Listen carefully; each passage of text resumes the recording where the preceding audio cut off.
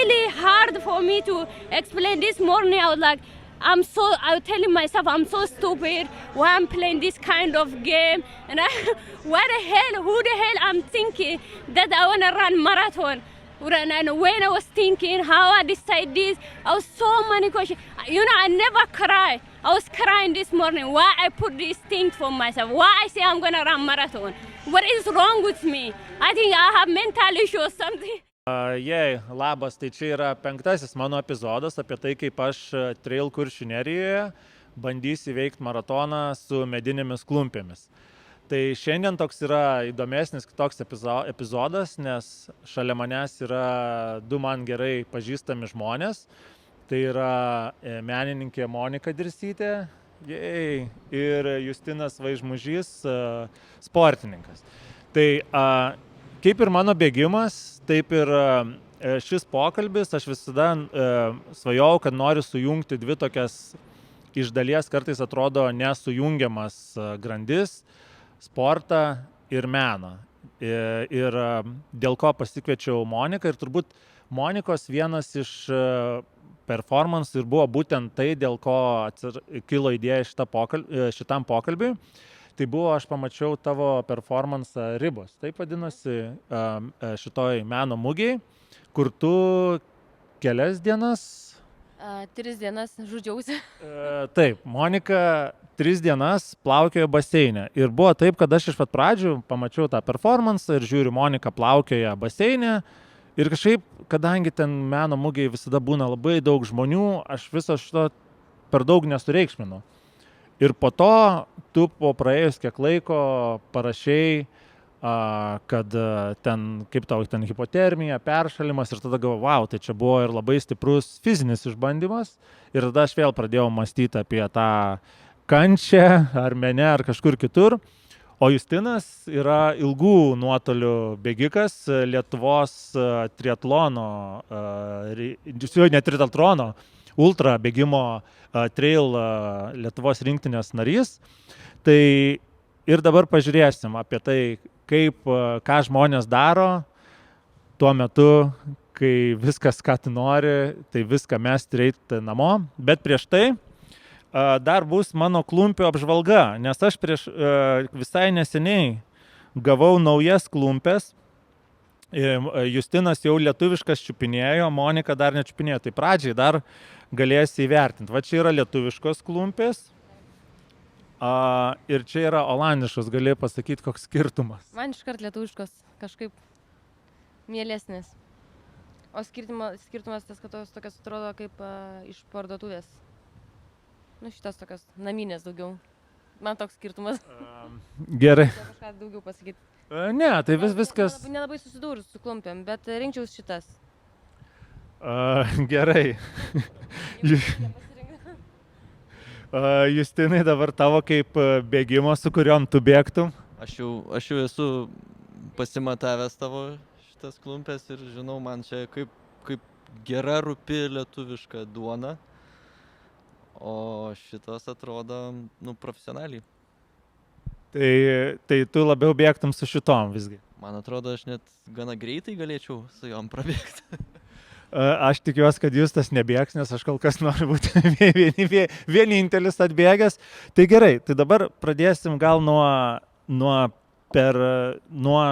Monikos performansų, kad kiek tu esi ilgiausiai dariusi, ar Ribos buvo tavo sudėtingiausias performansas arba ar yra koks buvęs kitas, kur kiek ilgiausiai darė ir kurį įvardinam, kuris kaip buvo sunkiausias, ar galbūt jų buvo keli?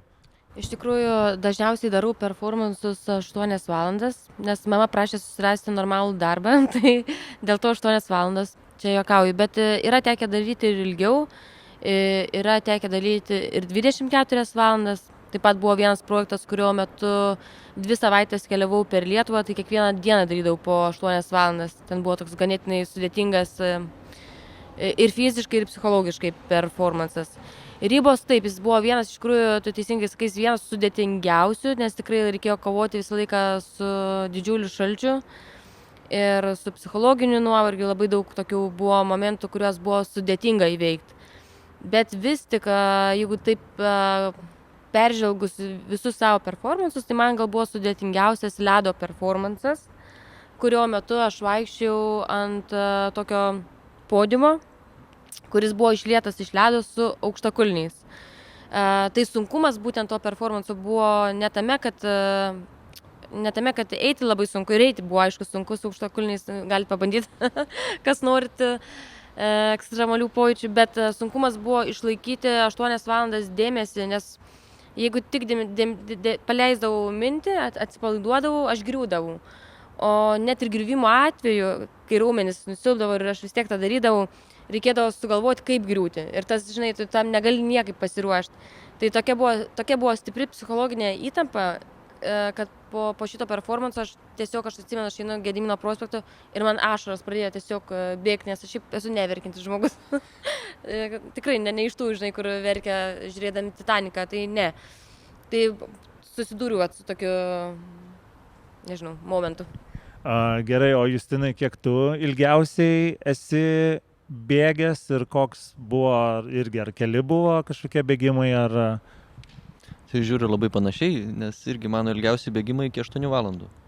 Kažkaip taip, kol kas dar ilgesnių, kur reikia daugiau bėgikam labiau psichologinių dalykų, tai sako, prasideda viskas, kai bėgi naktį, po 12 valandų, po paros bėgimo ar panašiai. Tai mano irgi dar yra tokie performansai, žiūriu, pagalvoju visai panašiai, 8 valandos, ilgiausias, tai apie 100 kilometrų. Tai gaunasi jūsų abiejų yra po 8 valandas, tai susirado tokį normalų darbą.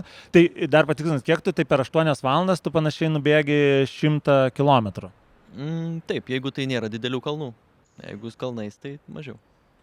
Tada jau žinom, tada pasiliekam to prie 8 valandų, tokio darbo jau, nes vis tiek jūs abudu, Monika, žinau, daro performance panašiai 10 metų.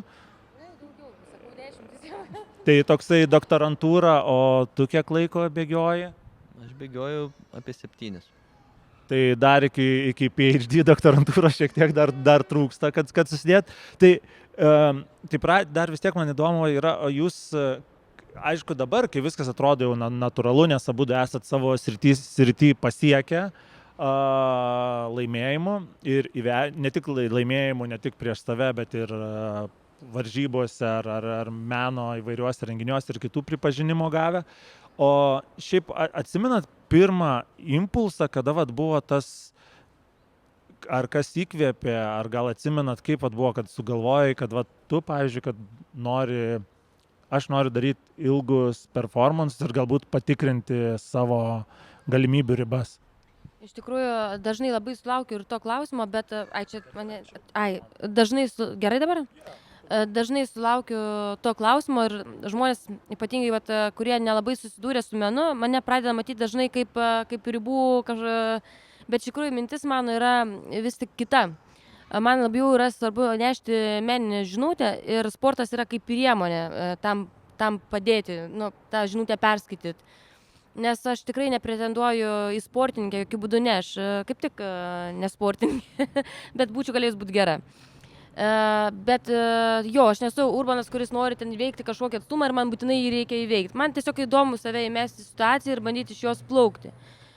Jeigu ne per daug užsikalbėsiu, tai apie bėgimą turėjau vieną irgi performansą, kur mane labai įvertino visi bėgikai. Aš bėgau Lukiškių aikštėje 8 valandas ant bėgimo takelio. Ir buvo labai aukšta temperatūra, buvo plus 32, kaip šiandien atsimenu. Ir aš neturėjau jokio pasirašymo aš po valandą per dieną bėgiodavau iki to performanso, bet niekada nesu bandžiusi bėgti kaip 8 valandų. Tai aš atsimenu, aš po pirmų 15 minučių galvojau, ką man Dieve daryti, ką aš čia sugalvojau, kaip man dabar daryti, kaip man tą išterti. Tai aš manau, kad ir sporte, ir mene, ir gyvenime, pačiam tikram gyvenime, visada yra labai svarbu pokalbis vidinis su savimi. Labai fainai, kad pasakei apie tą pokalbį, nes prie pokalbio dar tikrai sugrįšim, nes man atrodo ir Justinas, ir tu dar turėsit apie tą vidinį pokalbį. O Justai, tavo, kaip buvo, atsimeni galbūt kaip, nes vis tiek 100 kilometrų yra labai daug, ir ar atsimeni, kaip būtent dėl ko atsirado ultros ir tokie ilgi atstumai pas tave?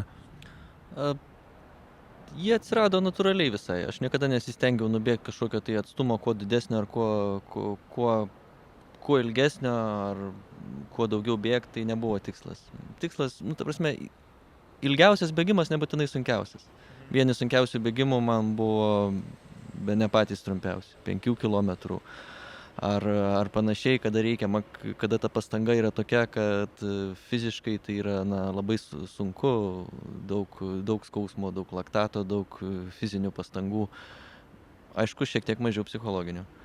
Tai atstumai nuo iki nėra tikslas kuo daugiau nubėgti.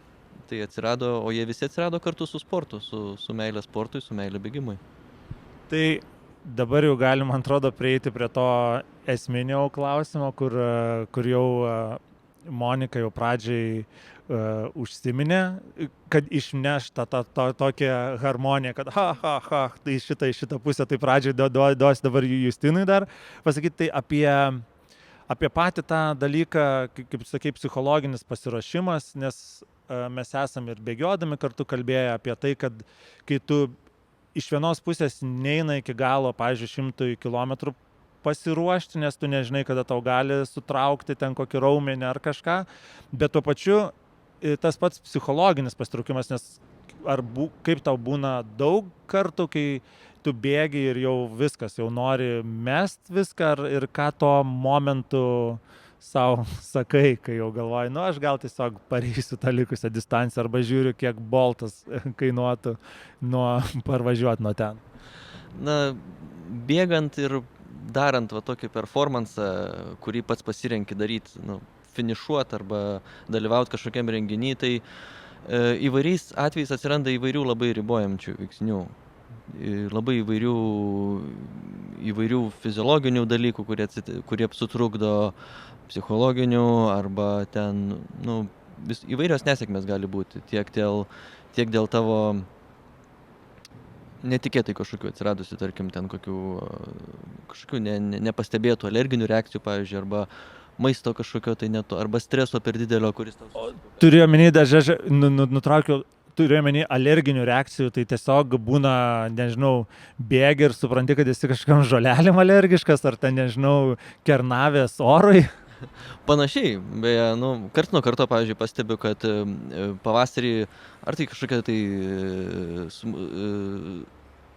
smulkesnė, kažkokia tai sloga pristoja ar dar kažkas ir visai nepastebėtai, tai gali sutrukdyti ir tavo performansą daug mažiau sumenkinti, nes kūnas sako, kad aš turiu ką veikti ir taip, bet tavo tų pasirinktų 40 km miškais ar panašiai, tai ir viskas atsiliepia ir sakai, tai treniravausi, o čia kažkokie veiksniai kitokie, visiškai man neįdomus. Ir turi kažkokią savo, ką tu savo sakai, tuo momentu, kur jau kūnas sako ne, bet ar frazė, ar kažkokį įsivaizduoju, nes mano vienas draugas yra sakęs, kad jisai, kai ten jis kovinius sportus užsiminė, kad jisai sako, aš įsivaizdavau, kad aš esu japoniškas tsunamis ir aš ėjau į ringą visada įsivaizduoju, ir kad ir kaip atrodytų kvaila, bet tokie visi maži žaidimai dažnai atrodo suveikia. Tai čia minčių žaidimai tokie. Man atrodo, jie tokie gana smulkus ir jie greitai užsibaigia. Kai bėgi 8 valandas, čia su jais ilgai labai neprasiversi su tuo tsunamiais visokiais ir panašiai. Tai, bet mano mintis visada buvo tokia, kad bėgant, jeigu kažkas pasidaro sunki, kažkokie tais pasidaro sunkumai, kurių negali pakeisti fiziškai, bet gali iškęsti psichologiškai, tai reiškia labai skauda, bet tas skausmas yra, tu negriūni, tu tiesiog labai skauda. Tai bet kokiu atveju, visais atvejais bent jau man padeda pozityvumas ir humoro jausmas. Tai, kad tu pats pasirinkai tą dalyką, tai, kad tu šiek tiek sumažini savo ego, ką aš čia darau, kaip aš čia kenčiu, koks aš vargšas ir panašiai. Ir tai žiūri kaip į šventę. Kaip į šventimą su savim, kaip į šventimą kaip ir pozityvias mintis, nes negatyvės tik dar labiau pristabdys. Tai buvo Justinas palietė daug aspektų pradžiai nuo kūninio, nuo tokio fizinio skausmo ir psichologinio. Tai kaip Monika, tavo visi šitie aspektai, kaip pradžiai nuo kūninio, kai tau, nežinau, kalbant apie ribas, kai ten šalta ar kažkas ir tada ta visa, kokia tavo būna sėkmės grandinėlė? Sėkmė gal tokia, kad irgi mane visą laiką gyvenime gelbėjo optimizmas, šiaip esu tokia nepataisoma optimistė, turbūt mane mestumėt jūrą, galvočiau į tą upę, galvočiau, kažkaip išplauksiu. Tai taip, tas optimizmas, toks pozityvumas, net kai tau tikrai yra blogai, labai tas padeda. O dar kita mano taktika yra tokia, kad, bet aš jau tą patinu performansą truputėlį su gyvenimu ir dažnai galvoju, kad žmonės per nelik dažnai griaužiasi dėl to, kas jau praėjo. Ir tada jie tą savo griaužatį kažkaip perkelia į dabartį ir tada viskas dar sunkiau atrodo. Tai, pavyzdžiui, kai aš nubėgau jau ten tas 15 minučių, kur aš galvojau, kad aš mirsiu, aš visada galvodavau, kad, jau 15 minučių, bet pamirškim, dabar vėl iš naujo bėgu. Ir tarsi kaip to laiko lik ir nelikdavo už nugaros, tai toks tada netai baisu. Nes kai tu pagalvoji, kad tau liko 7 valandos, geriau taip negalvoji, žinai, nes tikrai galvoju, jo, tarara, žinai, ten. Tai vat. O dar kitas dalykas, kai būna labai sudėtinga kūniškai, tai irgi tas žinojimas, kad vis tiek praeis, ateis tas vakaras, ateis ta naktis, kai tu grįši ir padėsi galvą, tu žinai, kad tai yra tik tais akimirka, kurią tau reikia iškentėti ir tu žinai mintį, dėl ko tu tai darai, nes vis tiek, man atrodo, ir sporte, ir mene, ir kulinarijoje visada yra kažkokia, dėl ko tu tai darai. Kai tu tiksliai žinai, dėl ko tu tai darai, tu tai ir padarai. Nes dažniausiai nepadarom dalykų, kurių mes nenorim padaryti. O, čia šitas, kad to, ko nenori ir nepadarai, tai aš tikiuosi, man dabar reikia susigalvoti, kad aš noriu būtinai atbėgti su tom klumpėm. Ir tada susidėjus su visa, pavyzdžiui, dar vis man įdomu yra tas, ir ką mane žmonės irgi klausia, kai aš pasakiau, kad aš ten su klumpėm bėgsiu, visada būna tas ir dar fizinis aspektas visuomet, ten susižalojimas ir taip toliau. Ar kiek tavo būna, kiek tu atsižvelgi, tai esi, ten nežinau, ar darai, pavyzdžiui, researchą, kaip tau ilgoj perspektyvo atsilieps ten 100 km bėgimas, ar tu tiesiog ruošies ir per daug ten nėra, kad tu ten digintumai tos dalykus, tiesiog tau patinka, turi tikslą, nori ir bėgi. Aš stengiuosi turėti ir atpažinti tas situacijas, kada kūno žalojimas, jeigu taip galima pasakyti, jisai sugrįžtų į tą pačią pusę, reiškia, kad tu pasveiksi nuo to.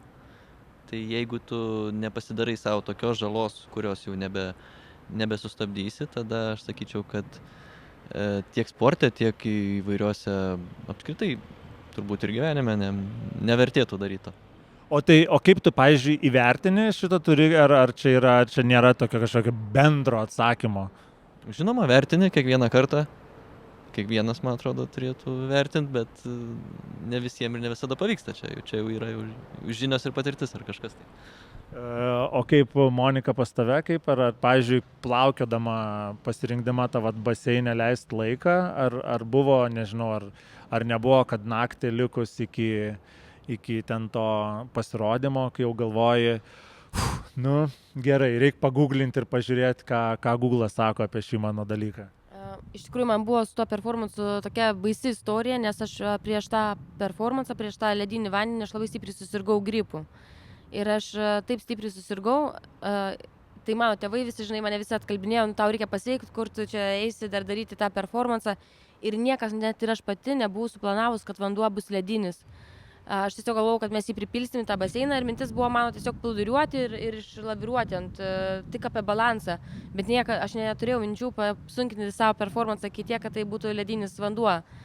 Ir būtent tie žmonės, kurie ruošė instaliaciją, tai čia buvo tiesiog man nesėkmių toksai, žinai, ratas. Ta pačia diena, kai turėjau atvežti smėlį, nebeatvežė smėlio. Negalėjau rasti per visą Vilnių, kur rasti tą smėlį supilt, tą patį baseiną. Ir aš atsimenu, aš dar tokia serganti, atvažiuoja vienas darbininkas su kastuvu, to smėlio prie Litexpo išpilta, ten kelios tonos. Ir, žinai, žmogus kasa, aš tokia sėdžiu serganti, nublemba, galvoju, reikia man irgi padėti. Tai aš prieš tą performansą sugebėjau sirgdama dar irgi kasti smėlį. Ir jau tą dieną, kai aš jau galvoju, kaip nors iškentėsiu kažkaip praeis, aš įkišau, aš jau atsėdau ant to daikto, to kaip čia plausto. Ir aš įkišau kojas iki pusės ir aš galvoju, o Dieve, vanduo ledinis. Ir aš niekaip nesuvokiau tą sekundę, mane ištiko tikrai panika ir galvojau, ką man daryti, kaip man reikės tą dalyką išgyventi. Ir su performansu dar yra, nežinau, kurią tu dieną matei, tu performansu nelabai gali pasiruošti iš principo. Kadangi vanduo buvo pripiltas per naktį, tai aš neturėjau jokios repeticijos, kaip man pasibandyti. Aš iš vis atsėdau ant to daikto, žinai, ir aš galvoju, aš vos išsilaikau ant jo. Ir pirmą dieną aš realiai kaip vaikas, žinai, aplink tą palik kraštą plaukiojau. Ir aš suprantu, kad man koja šąla, o žmonės iš viso nesupranta, ką aš darau. Supranti, ką čia mergina, žinai, plaukė. Ir be plaukiant tuo ratu aš supratau, kad man reikia kažką daryti, nes vienas dalykas aš šalu, antras dalykas žiūrovas iš viso nereaguoja į tai, ką aš atlieku. Ir tada man toptelėjo geniali idėja, kad aš turiu taip skersai plaukti per tą baseiną.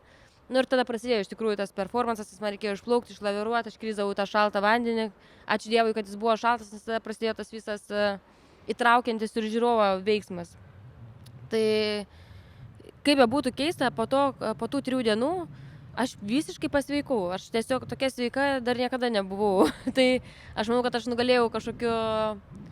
Man atrodo, kad labai daug lemia ir iš tikrųjų, kai žmogus susirga, aš dabar supratau, labai daug lemia psichologija. Kitą kartą žmogus ir nori susirgti. Yra toksai, ne, kaip iškai būna sloga, ir tu taip, man kažkaip negera, gal reikia pagulėti. Ir tu lik daugiau, o kartais tu gauni tą pačią slogą, bet tu nori, ten laukia kažkoks labai įdomus projektas ir tu kažkaip tą tarsi neįsileidi tos ligos iki galo. Tai čia man viskas yra, žodžiu, psichologija.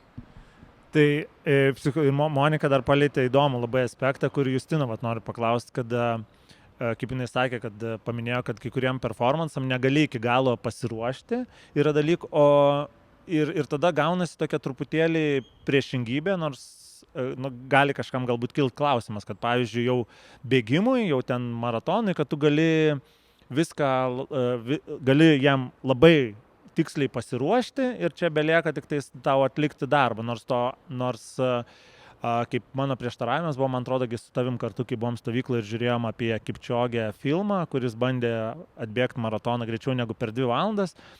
Ir ten buvo tokia graži mintis pasakyta, kai iš pirmo karto nepavyko, kad sporte, kaip gyvenime, tu negali suplanuoti dalykų, nes jeigu galėtum suplanuoti viską, tai dingtų ta romantika. Kaip yra tau, kas tavo būna toks irgi vedamasis, ar kiek būna to suplanavimo ir kiek į kuriuose varžybose tu mėgsti priimti tam tikrus rizikos faktus. Tiksliau, ar labai dažnai varžybose būna, kad tu rizikuoji? Šiaip tai labai, labai taiklu, nes visai nemažai, vos ne gal didžioji dalis mano varžybų buvo geriausios tada, kada planuodavau mažiausiai. Tai mažiausiai streso, mažiausiai tokių kažkokių tai treniruočių iki ribos savo numatytos, mažiausiai tokių, mažiausiai tikiesi iš to ir tada būni daugiau atsipalaidavęs ir lengviau žiūri, mažiau energijos išnaudoji stresui, kuris iš tikrųjų daug ką lemia. Tiek įvairius fiziologinius ir psichologinius veiksnius. Tai kol kas pozityvios mintis prieš negatyvės visiškai laimi į vienus vartus. O tada dar vienas svarbus klausimas, kad pavyzdžiui, kaip vėlgi, kur man atrodo tema, kurią būtinai norėjau pakalbėti, kur gali atrodyti, kad stovite visiškai skirtingose barikadų pusėse, tai yra jūsų veikla ir disciplina. Pavyzdžiui, koks yra tavo požiūris į discipliną? Aš pasakysiu, nieko neįmanoma gyvenime pasiekti, kad ir koks tu būtum talentingas, kad ir, nežinau, būtum genijus. Jeigu tu neturi kažkokios disciplinos, aš manau, kad nei mene, nei sporte negalima nieko pasiekti. Bet kitas dalykas dar yra, disciplina yra kartais įsivaizduojama, nežinau, sporte turbūt jinai turi būti tokia, kad nuo 8, pas mane gal daugiau yra toks dalykas, kaip yra kažkokia kreivė, pagal kurią aš matyt gyvenu. bet tai nėra tikrai nuo 8 ryto iki 7 vakaro. Tas gyvenimas, šiaip aš esu žmogus, man sunku labai save įstatyti į vėžes, be galo sunku. Ir šiandien aš, kai galvoju, iš tikrųjų studijuoju doktorantūrą, dėstau, vieną vaiką auginu, labai toks, jeigu man būtų kas nors mane parodė tokia, kokia aš esu šiandien, prieš ten kokį 15 metų, arba net gal tada, kai mes susipažinom, aš būčiau nepatikėjus dabartiniu savo gyvenimu. Ir vis tik mano disciplina yra daugiau orientuota į nuoseklumą, siekti savo tikslų, ne kiek į dienotvarkę. Čia dar reikia man padirbėti. Ir aš žinau, kad jeigu aš tą susitvarkysiu, ko aš savo linkiu ir visiems kitiems, aš manau, kad pasieksiu dar daugiau. O Justinai, dar tau irgi tą patį klausimą papildant, kad tu, nors ir esi Lietuvos treilo rinktinės narys, bet tuo pačiu tu dar turi ir darbą ir irgi nėra, kad tavo veikla būtų vien sportas. Tai kaip tavo irgi santykis yra su disciplina? Aš taip labiau iš tos pusės, kad disciplina padeda siekti ir disciplina reikalinga tada, kada gali tą discipliną laikytis. Tada, kada gali keisti tuos dalykus, tarkim, numatyti savo treniruotės, numatyti tai, ką nori padaryti, tai disciplina būtinai reikalinga, bet aš manau daug daugiau suteikia ir būtiniau yra meilė tam, ką darai. Tai man atrodo, tas svarbiausias dalykas yra. Ir tada jau kalbant apie meilę, tą, ką darai, dar vienas klausimas, koks santykis visuomet irgi yra įdomu, kad pavyzdžiui bėgimas, kai prasidėjo, ypač aš atsimenu tos dar turbūt daugiausia, gal pikas buvo su socialinė medijom, turbūt kokiais 15 metais, kai ten prasidėjo gatvių uždarinėjimai daugiau ir taip toliau, nes bėgimas visada buvo, kam čia uždarytas gatves ir taip toliau. Koks yra, irgi abiejų paklausit, koks yra tavo bėgimo santykis ir apskritai su kitais žmonėm, tiek arba su bendruomenė, ar tiek su žiūrovais, ar tau reikia tų, ar tau kaip bėgi maratoną, kur būna tos palaikymo kompanijos, kaip tave įtakoja auditorija. Amazing guys, thank you. Thank you. Tai papildom, tai visada turi santykį su kažkuo, visada turi santykį su pasauliu, su savim, o su kitais žmonėm, su visuomenė, tai labai stipriai sieja ir ypač bėgikų visuomenė gana plati, draugiška, atvira, kas leidžia mėgautis ir daryti šventės, tiek kasdienės, tiek didesnės, tokius kaip varžybos pasirinktos arba. O kokią įtaką varžyboms turi, pavyzdžiui, kad jeigu reikėtų, tiesiog tu užsibrėži, kad po mėnesio nori padaryti savo, 5 km rekordą ir tu jį padarai tiesiog vienas, turiu omeny, arba ten su kokiais keliais draugais, ir tu darai jį kažkokiam renginį, kur yra ir žiūrovų, ir ten palaikytojų. Kaip, ar tai turi įtakos, ar visgi labiau tavo visuomet tikslas yra tas, būtent rekordas? Turi įtakos rezultatui ar turi įtakos savijautai? Aš savijautai manau, kad tai visiškai skirtingi kokteiliai užsimaišo tavyje, kai tu darai kartu su kitais žmonėm, kai tu kartai darai arba konkuruoji, arba darai kartu, arba matai kažką darant kartu. Tai tavo pakelia visai jausmus į kitą lygį ir užsimaišo prie dopamino, oksitocino ir kiti dalykai. O Monika, kaip tavo yra santykis kai darai performansus, su žiūrovais, su auditorija ir apskritai su aplinkiniais žmonėm? Vienareikšmiškai tai yra esmė iš tikrųjų, nes performanso nebūtų, jei nebūtų žiūrovo, o tas santykis būtent ir kūrėsi tarp manęs ir žiūrovo performanso metu. Ir man svarbu, kad tas santykis būtų gilus, kaip ir gyvenime. Tai ir dabar po paskutinį klausimą, tai man irgi dar įdomu norisi, kad visuomet aš kažką ten būna ir parekomenduoju žmonėm, ar paklausyti, ar pažiūrėti, kas yra, ar turėtumėt parekomenduoti žmonės, kūrėjus, ar tuos, kurie jūs įkvėpia, tai gali būti, nežinau, bet kas, nuo knygos iki jūsų artimų žmonių, sportininkų ar menininkų, ar yra kas tave inspiruoja? Mane inspiruoja, žinok, aš niekada čia gal nenoriu nuskambėti arogantiškai, bet aš niekada nesudievinu žmonių ir man nėra jokių autoritetų. Dėl to, kad aš tikiu, kad kiekvienas žmogus yra labai labai unikalus ir šiandien mane inspiruoji tu ir tu. Ir tai šiandien jūs mano autoritetai. Tai kiekvieną dieną sutikti žmogų ir iš to žmogaus pasimokinti kažko. Nes iš tikrųjų visi žmonės turi kažką labai unikalaus savėje, tai linkėčiau tiesiog atkreipti dėmesį į kitus, džiaugtis gyvenimu, mylėti gyvenimą ir pats gyvenimas savo atneš tai, ką tau reikia, kad jis atneštų. O, kaip fainiai, Justinai, tavo inspiracijos. Labai pritariu Monikai, aš lygiai taip pat jau tikrai senokai neturiu autoritetų. Autoritetai man žmonėse yra jų savybės atskiros, kaip ir sakė, tam tikros savybės, kurias imi kaip pavyzdį, kurių sugeba žmonės pasiekti, kurių sugeba laikytis. Tai tų savybių taip turi kiekvienas žmogus ir kiekviename žmoguje galima jų rasti. Ir kiekvienas žmogus gali būti autoritetas tiek iš teigiamų, tiek iš neigiamų savybių. Yes, tai labai ačiū Monika ir Justinai už šį pokalbį. Tikiuosi, kad pavyko inspiruoti žmonėm, kad labiau ieškoti dažniau skirtumų negu panašumų, nes kaip neseniai vienoj knygoj Why the Greatness Cannot Be Planned skaičiau, kad net ir žvelgiant į vairūs mokslo pažanga, jinai labai dažnai atsiranda, kai tu ieškai kažkokių nesutarimų priešingybėse, o jeigu visi kažkaip iš karto sutars ir visi bus vienam tokiam burbule, tai tiesiog bus labai sudėtinga judėti į priekį, tai tikiuosi rasit vis, kas inspiruotų ir labai ačiū, kas sekate šitą mano projektą, kas remiate, labai ačiū ir susitiksim kažkada, kai jau galbūt bus rimtesnės treniruotės. Net nežinau, šiaip kažkaip dabar biškį užsiparinau. Bėgsiu spalio 19.